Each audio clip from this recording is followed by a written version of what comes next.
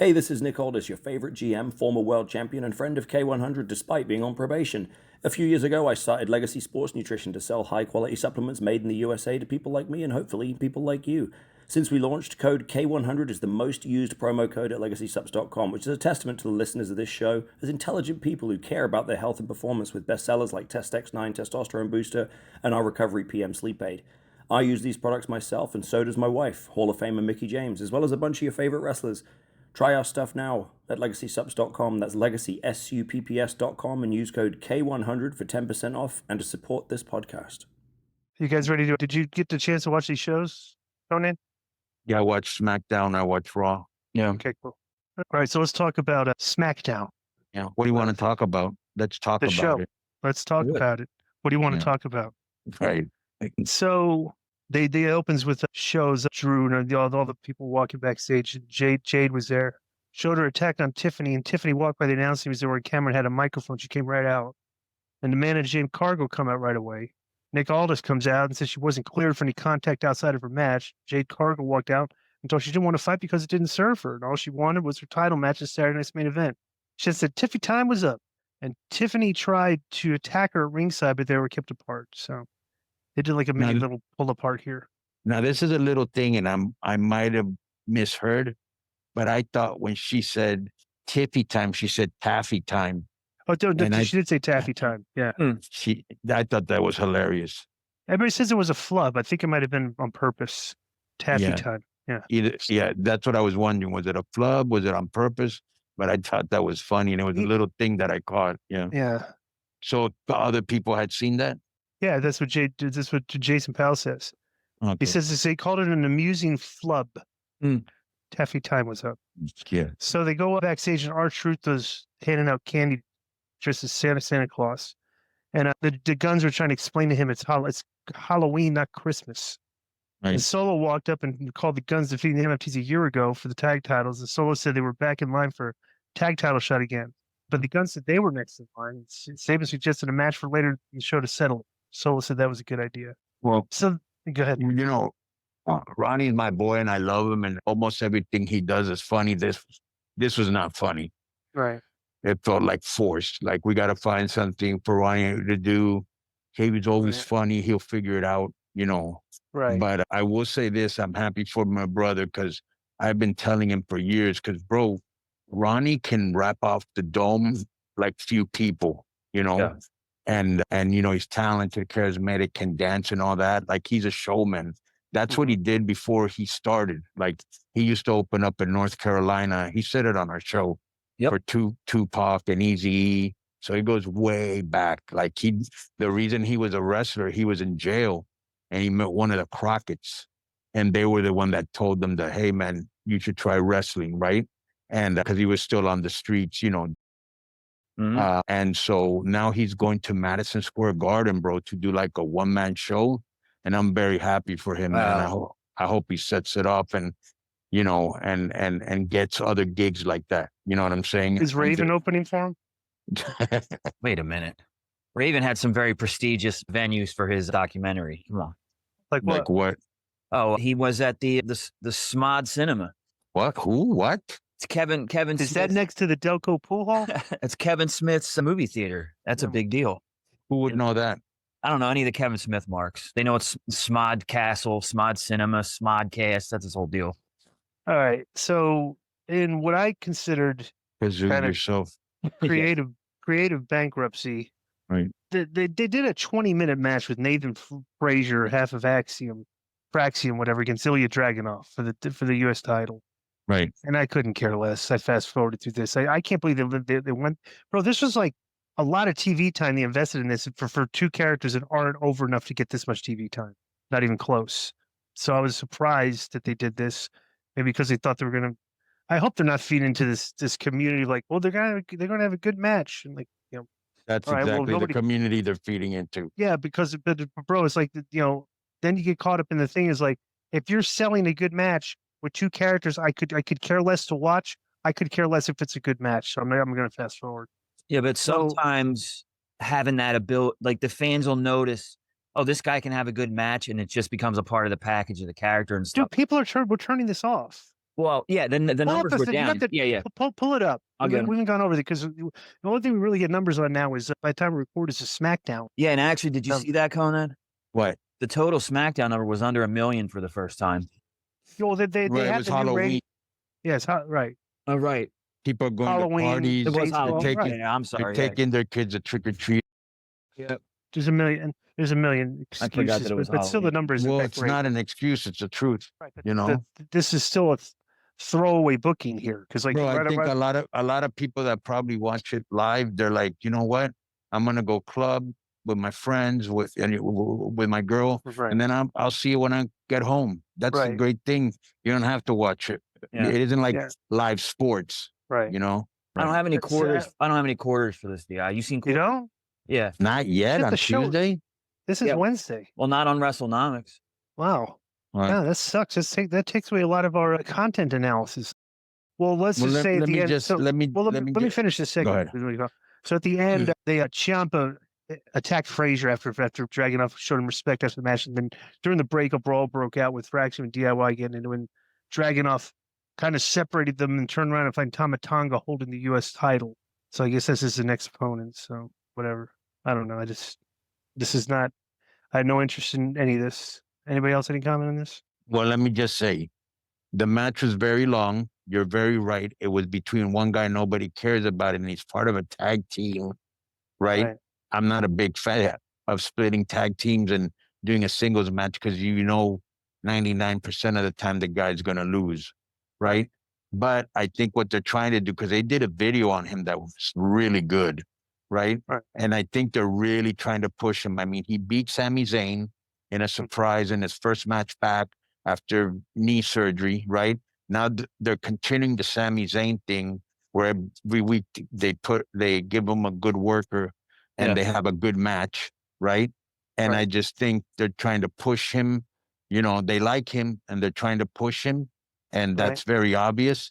The guy's really quick, and bro, he did this German suplex that had so much like snap to it. It really looked good, and he did this backflip into a reverse DDT that was really amazing is the word. But he's not somebody I care to watch because he's one of these guys. He has good matches, but he's not really in a good storyline or cuts good promos for me.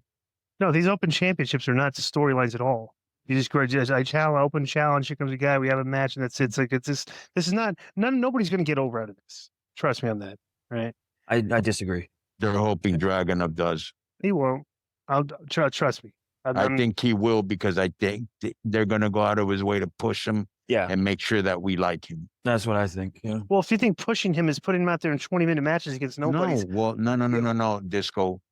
They're going to end up giving him a good storyline. They're going to end up. When they do that, I'll change my tune. But to me, just an open challenge every week is not a good storyline. But some guys get over initially through their skill like that. Disco. Bret Hart was just a worker. Bryan Daniels. What? Yeah. This is how they got over back in the day. No. Yeah. Okay, those guys were not over. Okay, those guys were over in the wrestling community. Okay, like Bryan Danielson was. What got Bryan Danielson over is when he started doing the yes chants and he started doing those vignettes with the Kane. Okay. And he was doing the thing when he started doing character development. Well, how about Bret? That's when he got Bret was over. Bret was cutting promos all the time. Bret got mic time. Bret got mic time. Yeah. Like he got. But he was the excellence of execution, right? His was in the ring. Dude, this is not going to get over. A guy wrestling him 20-minute matches every week and winning is going to be completely stagnate his character on TV, and people are just going to change the channel when he's wrestling. I stand with Dragunov. All right, go ahead. Well, here's the thing. Here's the thing, Disco. I think they may use the same idea they did with Bryan Danielson. They'll put him in good matches, give him some wins where you're like, wow, he's a good wrestler, and then they'll put him in some skit, or they might, you know what I'm saying? Whatever. When we see it, I'll believe it. I just think. Okay, this path is not working for me. Let me just say one last thing. I think it's obvious they're putting the Rocket right, and they're going to push him, and they're going to make sure he gets over, and I think they're going to do the Bryan Danielson route. Great matches. Wait, a timeout. This is not a Rocket. This is exactly what I talked about when they gave those titles to like Lyra Valkyrie and the thing, you give these guys a title, and instead of elevating them on the card and then working with characters that are above them on the card, they're working with the other underneath guys and just stagnating their characters. There's no elevation here. Yeah. Like they do this constantly all the time. Well, a guy wins a title and they take every guy that nobody cares about on TV, but could work, and it's like, oh, we'll throw him out there in a good match with this guy, and it's creative bankruptcy. It's very lazy booking to book like that. Okay, I want a storyline. I want to know why these guys are fighting and care about it. I couldn't care less that Ilya Dragunov is put in an open challenge for his championship. I hope the guy loses. Like seriously, how dumb can you be? You know what I'm saying? In my mind, that's what I think the character's doing here. You know, so. He's proven his mettle. Yeah, I think they're giving him a slow push, and he will end up getting over. Yeah, sounds like I'm doing this podcast with two like observer readers. You know, Doesn't what it sounds like. That's my opinion. Yeah. All right. Well, next quick Carmelo Hayes against our soy boy character Kit Wilson. Okay, I guess is the best way you could do it. He beat him quick, which is good because he needed to beat him quick. He beat him in 3 minutes. Right, and then afterwards, Miz appeared, ran him into the ring post twice. They got a false finish, but then he beat him. And afterwards, Miz gave him the skull crushing finale. But this was kind of weird acting because Carmelo kind of celebrated and then forgot that he got ran into the post by Miz, and he took the skull crushing finale. That was weird. I don't know. I don't think that was done very well. You know what I'm saying? Yeah. Like, how could you? You know, Miz is at ringside. He just attacked you, and then you get up. It's like you should be cautious here. I wasn't a fan of this. That makes sense. What you think? You agree with that, Konnan? Yeah. Okay. Now I will say this: for being such a short match, they put in a good effort, and I'm a big Carmelo fan. So are you? And they did the great thing we both like, where Miz came out of nowhere, like you didn't see him. All of a sudden, he was, and boom. Right. Well, here's a question. Where's this guy's partner? He's injured. He is injured. Okay. Yeah. Yeah. So they're giving this guy some. I think this is a funny character. It's like the soy. If they feed into this guy's like a soy boy, talking about like toxic masculinity all the time. I could get with that. So especially but the thing is too. They actually could do the thing with this kid that they were doing when they were the tag team, where they could find creative ways to like steal victories, but they're doing that with Dom right now. Right. Like Dom is pulling it, like they're using every creative finish to with Dom. So yeah. So Good next point. so next we do Alexa Bliss and Charlotte are interviewed, and they're asked about being attacked by the Kabuki Warriors, and Charlotte will be ready for it. Then she's asked about Jax, and Bliss says she's been bitter for her entire career, and that's why she has no friends. Charlotte said she used to be bitter, but she had let Lexi in, and she thinks Lexi's life has improved because of it. Yeah. Bliss said she was unbelievable since she would teach Jax why she had outgrown her. Oh, good. Interesting take. So you know what's funny here? So this is Pal's take, or I don't know if this is Pal that did this. Jake Barnett. He had the exact his take on this was, I'm not sure why Hayes wasn't a little more suspicious about how he got flung into the ring post. He didn't seem to expect an ambush after the match at all. So both of us saw that. Interesting. So Sami Zayn is talking to Nick backstage. He said he knows he's not clear, but he wanted to be out ringside to help the machine guns because they were finding the MFTs. Aldis said he's not clear and asked him to sit it out. And then Cody walked and gave Sammy a hug, told him he should be proud of what he's done with the U.S. title. Aldis asked Cody if he had anything to do with the attack on Jacob Fatu. And he said no. Aldison asked if he agreed with the contract of You know what I'd like to see, DI? And we talked about it a little bit yesterday about Aldis maybe getting in an angle with Drew or something. I need a little more. I need some heel chicanery out of Nick or some mannerisms or something, because he's been doing the same GM thing since he started it, right? He's kind of down the middle. He's all straight up. I want to see him get a little devious, if you will. Get in the game with the FanDuel Sportsbook app. Bet on the NFL, NBA, NHL, MLB, soccer, golf, MMA, and more. Every sport, every market, right at your fingertips. Deposit instantly with PayPal, Venmo, or Apple Pay, starting at just $10. Win big and cash out fast. PayPal in 24 hours or instantly at retail sportsbooks. Available in over 20 states, FanDuel's app is your ticket to the action. Download the FanDuel Sportsbook app now.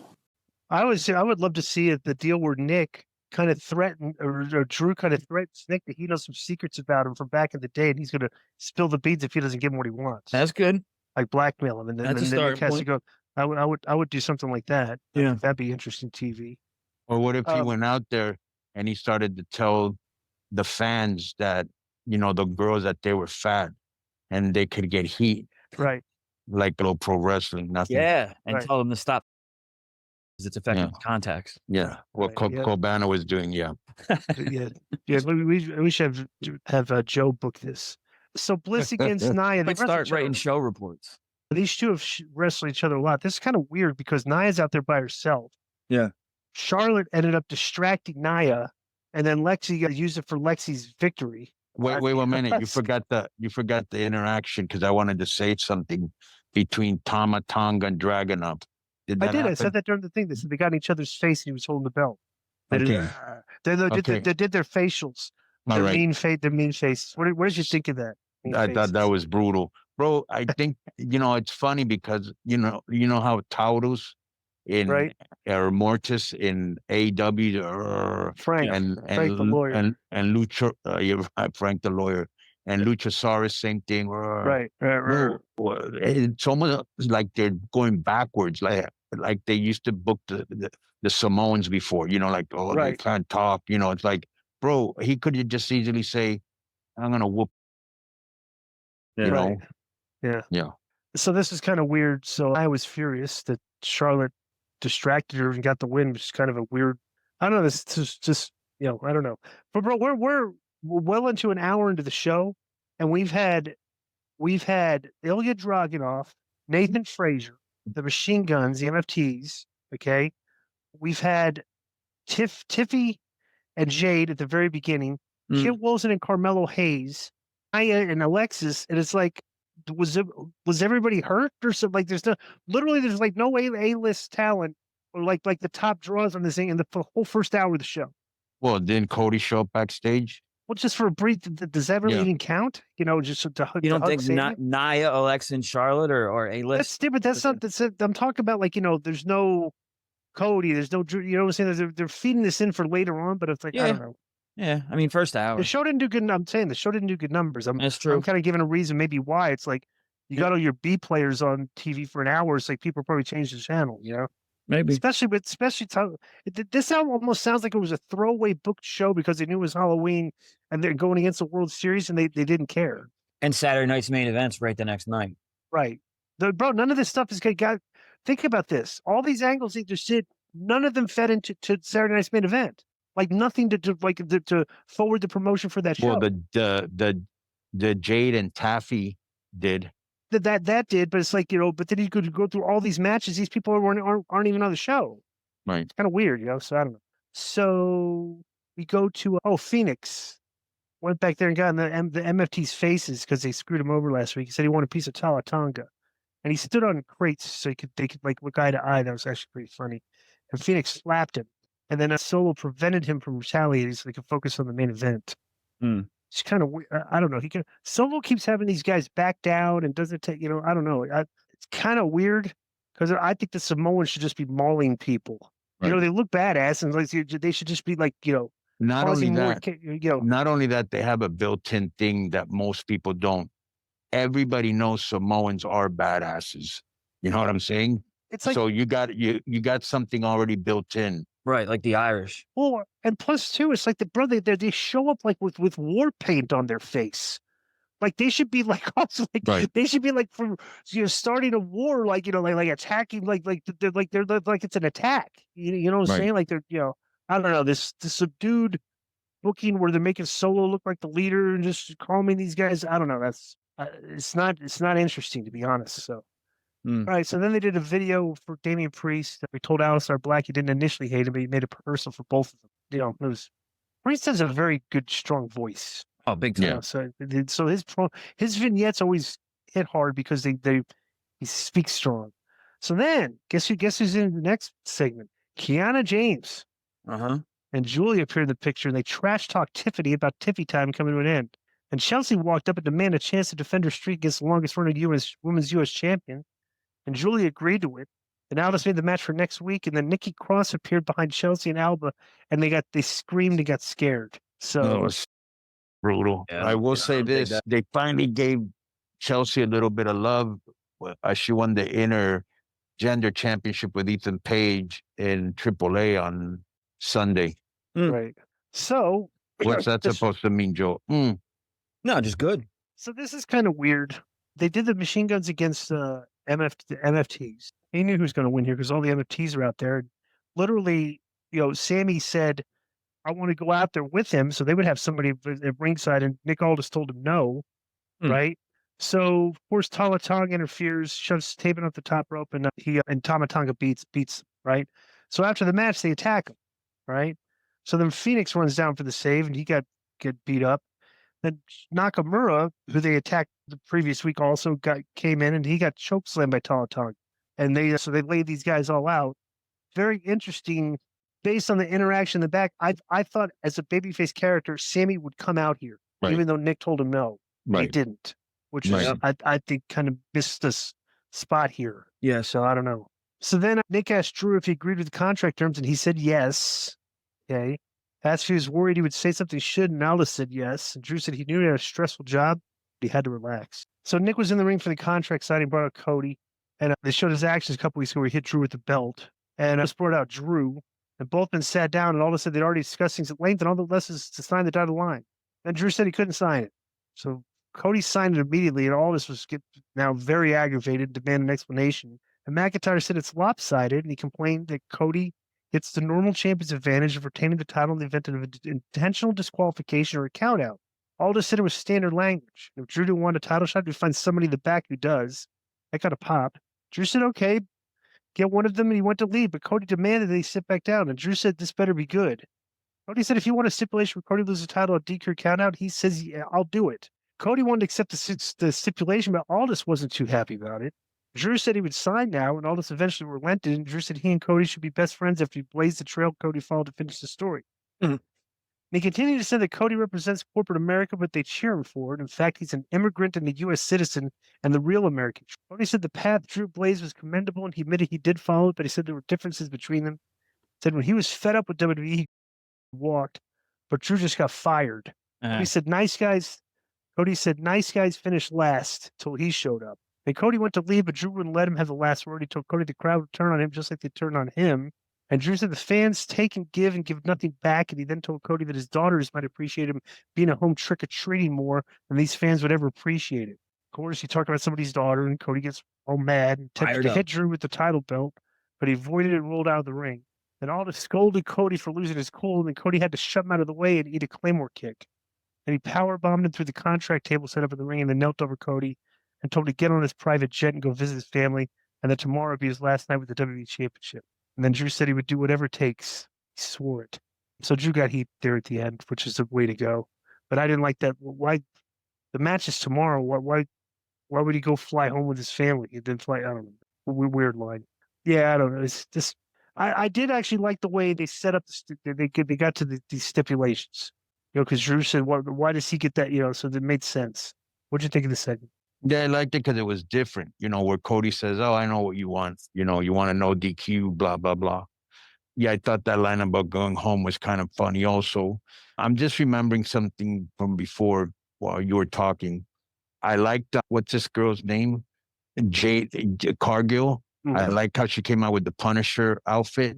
Yeah. Mm-hmm. And then later on, she came out with like a Catwoman thing. Mm-hmm. I liked Chelsea Green Snow White. That gear was bomb. Right. I don't know what he was saying about him, but I remember Corey Graves said something about Keith Lee. And then I remember reading yesterday that he said he retired. Right. Yeah. He retired? Yeah. Well, he had health. He had a long COVID, I thought. Yeah. Yeah. Yeah.